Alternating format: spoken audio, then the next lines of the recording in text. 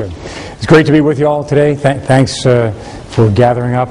I want to hopefully not embarrass this young lady right here, but to welcome her.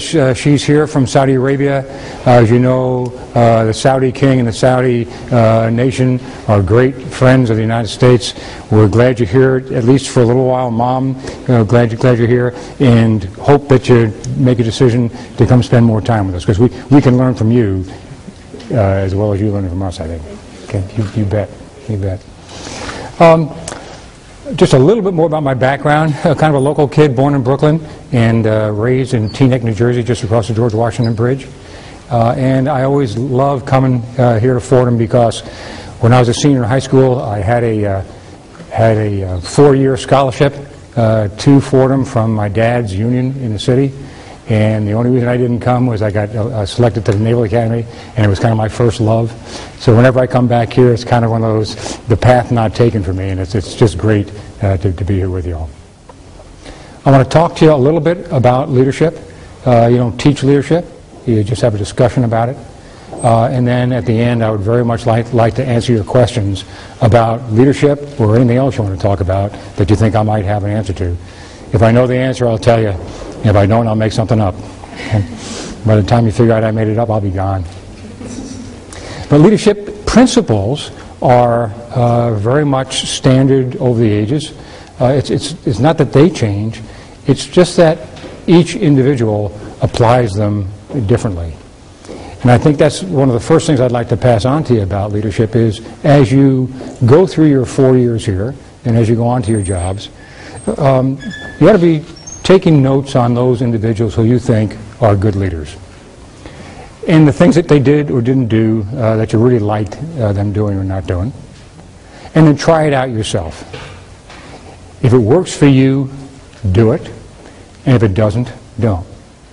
I mean, I'm a people person. I need to touch people. I needed to shake as many hands as I could on the way in here. I want to be talking to family, not strangers. A handshake to me means you're family to me. And, you know, if we were walking down a hallway, it's just as likely that if we started talking about something, I'd put my arm around you and just walk down the hallway with you, talking. I like that when people do that to me, and I like doing it with other folks.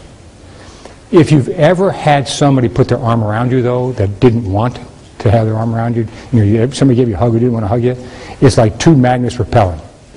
And if you've had it, you know that person does more damage to your relationship by trying something that doesn't work than if they hadn't done it at all. So by all means, try it. If it works, great. If it doesn't, don't. And when I was a lieutenant, and I hope you'll let me tell you some sea stories or war stories or whatever you want to call them, because it's how I learned the things I learned. When I was a lieutenant, I was like 14 days in the job, and I had another lieutenant who had been a former enlisted guy who's had like 14 years in the Marine Corps. And he would, when one of his troops did something stupid, he'd just bring him in and read him the riot act. He'd yell at him and scream at him, and so we thought that was what we're supposed to do. So the first time I had to do it with one of my guys, I brought him in and stood him at attention in front of my desk, and I started yelling at him, and I felt like a complete idiot. And I'm sure I looked like one, too. So I don't yell at people. I'd much rather just say to them, you disappointed me. If somebody says to me, hey, Pete, you disappointed me, I mean, he's cut me to the quick. I'd rather have him yell at me. But it's just a matter of finding out the things that work for you and don't work. So the very first leadership thing I want to talk to you about is picking where you're going to work. Now, you're a couple of years away from doing that. You have already changed your lives forever by coming to Fordham. You picked coming to Fordham, and Fordham picked you. That, in my mind, is going to be a very positive change in who you are. But as you go through your summer employment, and as you look for your job going out the other end, you should be taking advantage of everything that's out there to help you understand who you might be working with.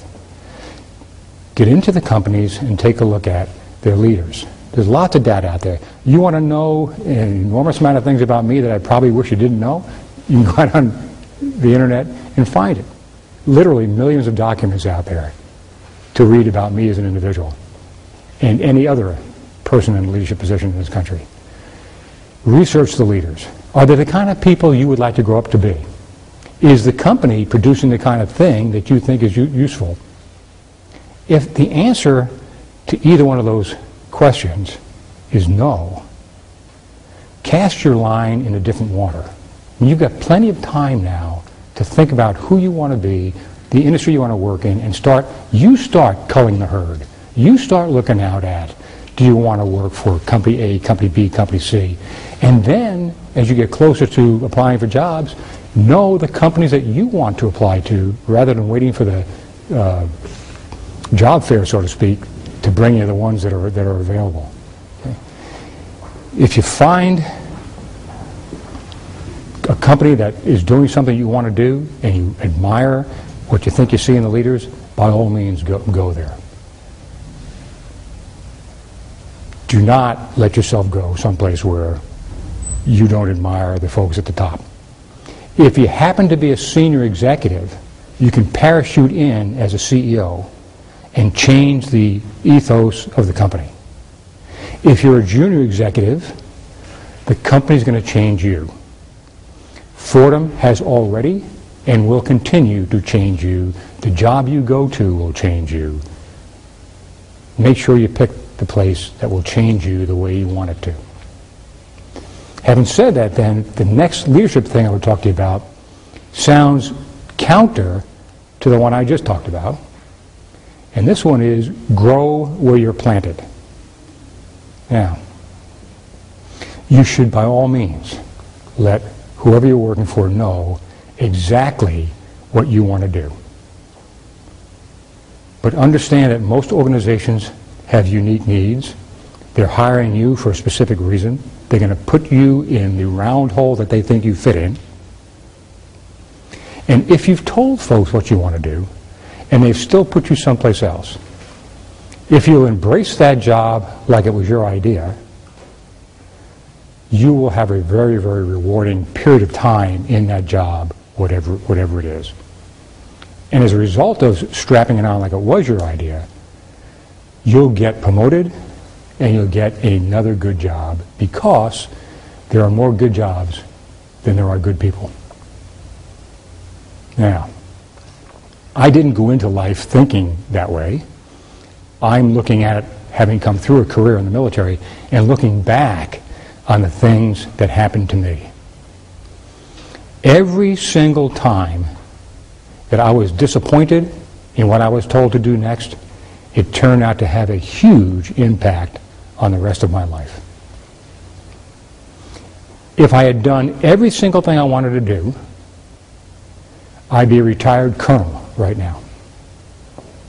It ain't bad. You make colonel in the armed forces, you're part of the course.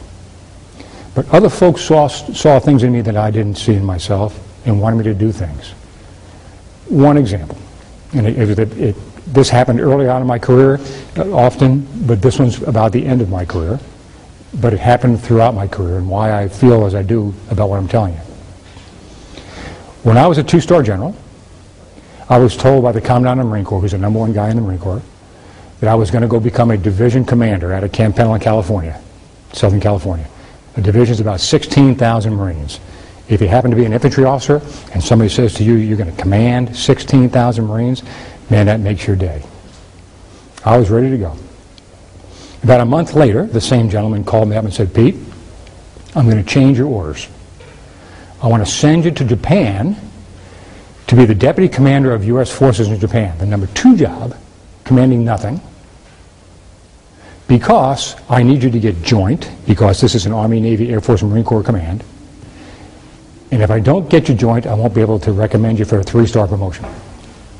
I said to my boss, I said, if you're asking me if I'd rather be a 2-star division commander and retire as a 2-star, or go to Japan and maybe become a 3-star, I'd rather have the division.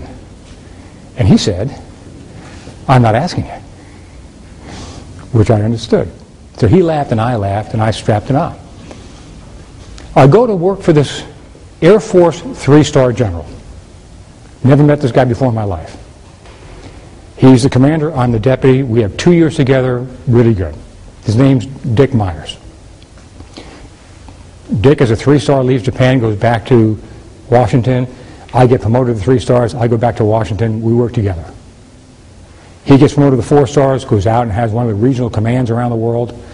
I keep my 3 stars, go to another command, get 4 stars, go to Miami, Florida, and now I'm responsible for U.S. operations in this hemisphere. Dick Myers now is the Vice Chairman of the Joint Chiefs of Staff, number 2 guy in the U.S. military. And in 2001, he's selected to become the next Chairman of the Joint Chiefs of Staff. And the President says to Dick Myers, who do you want to be your Vice Chairman? And he says, Pete Pace.